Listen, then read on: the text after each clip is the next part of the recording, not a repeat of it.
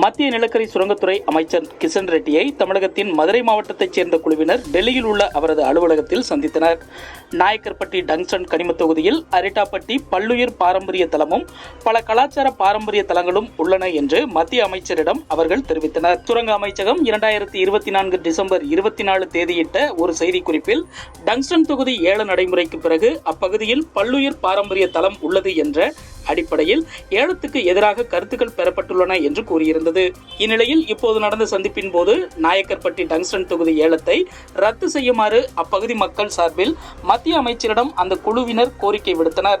இந்த கோரிக்கைகளை பொறுமையாக கேட்டறிந்த மத்திய அமைச்சர் பல்லுயிர் பாரம்பரிய பாதுகாப்புக்கு மத்திய அரசு முழு ஆதரவு அளிப்பதாக தெரிவித்தார். விரிவான ஆலோசனைகளுக்கு பிறகு இப்பகுதியில் பல்லுயிர் பாரம்பரிய தளத்தின் முக்கியத்துவத்தையும் பாரம்பரிய உரிமைகளை பாதுகாப்பதில் பிரதமர் நரேந்திர மோடியின் தலைமையின் கீழ் மத்திய அரசின் உறுதிப்பாட்டையும் கருத்தில் கொண்டு நாயக்கர்பட்டி டங்ஸ்டன் கனிம தொகுதியின் ஏலத்தை ரத்து செய்ய சுரங்க அமைச்சகம் முடிவு செய்துள்ளது என்று மத்திய அரசின் செய்திக்குறிப்பில் தெரிவிக்கப்பட்டுள்ளது.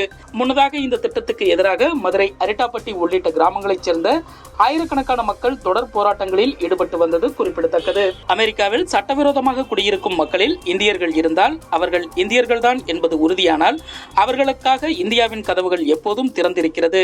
இந்த கருத்தில் நாங்கள் உறுதியாக இருக்கிறோம். இந்தியாவின் இந்த நிலைப்பாடு அமெரிக்காவுக்கு மட்டுமே பிரத்யேகமானது அல்ல. உலகின் பல்வேறு நாடுகளிலும் இந்தியர்கள் இருக்கிறார்கள்.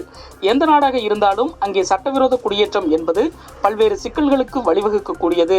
எனவே ஓர் அரசாக நாங்கள் அமெரிக்காவின் சட்டப்பூர்வ நடவடிக்கைகளை ஆதரிக்கிறோம் என்று அமெரிக்க வெளியுறவு அமைச்சர், தேசிய பாதுகாப்பு ஆலோசகர் ஆகியோருடனான சந்திப்பையொட்டி செய்தியாளர்களை சந்தித்த இந்திய வெளியுறவுத்துறை அமைச்சர் ஜெய்சங்கர் கூறியுள்ளார். பெண்கள், சிறுமிகள் மீதான பாலியல் வன்கொடுமை குற்றங்களுக்கு அதிகபட்சமாக மரண தண்டனை விதிக்க வகை செய்யும் சட்டத்திருத்த மசோதாக்களுக்கு தமிழக ஆளுநர் RN ரவி ஒப்புதல் அளித்ததுடன் குடியரசுத் தலைவர் ஒப்புதலுக்கும் அனுப்பியுள்ளார். சென்னை அண்ணா நூற்றாண்டு நூலகத்தில் நடைபெற்ற விழாவில் தமிழக முதல்வர் மு க ஸ்டாலின் கலந்து கொண்டார்.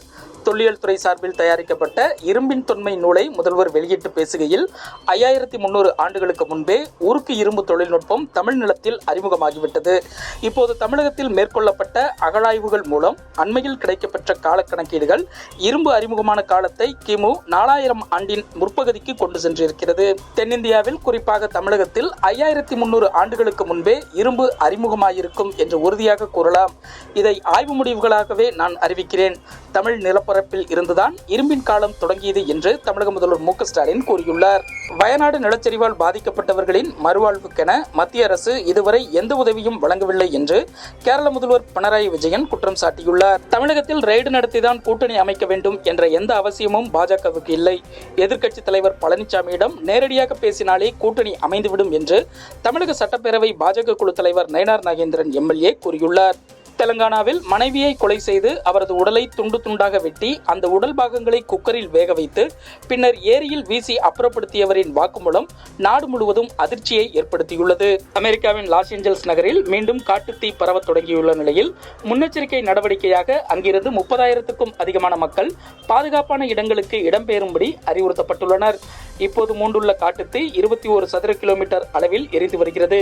இதனால் விண்ணை முட்டும் அளவுக்கு கரும்புகை சூழ்ந்துள்ளது. ஹைதராபாத்தில் தொடர்ந்து 3வது நாளாக திரைப்பட தயாரிப்பாளர் தில்ராஜுவின் வீடு, அலுவலகங்களிலும் புஷ்பா 2 திரைப்பட தயாரிப்பாளர்களின் வீடு, அலுவலகங்களிலும் இவர்களுக்கு நிதியுதவி செய்த நிறுவனங்களிலும் வருமான வரித்துறையினர் தொடர்ந்து சோதனை மேற்கொண்டனர். மதுரை திருப்பரங்குன்றத்தில் மலைமேலுள்ள சிக்கந்தர் தர்காவில் ஆடு கோழிகளை பலியிடுவதற்கு தடை விதித்த நிலையில் SDPI கட்சியினர் உள்ளிட்ட இஸ்லாமிய அமைப்புகள் போராட்டம் நடத்தினர்.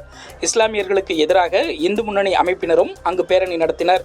இது தொடர்பாக இருதரப்பிலும் 400 பேர் மீது வழக்கு பதிவு செய்யப்பட்டுள்ளது. இதன் பின்னர் திருச்சி மாவட்டம் மணப்பாறை MLA அப்துல் சமது, வக்ஃப் வாரிய தலைவரும் ராமநாதபுரம் MPயுமான நவாஸ் கனி திருப்பரங்குன்றம் மலைக்கு சென்று தர்கா பகுதியை ஆய்வு செய்தனர்.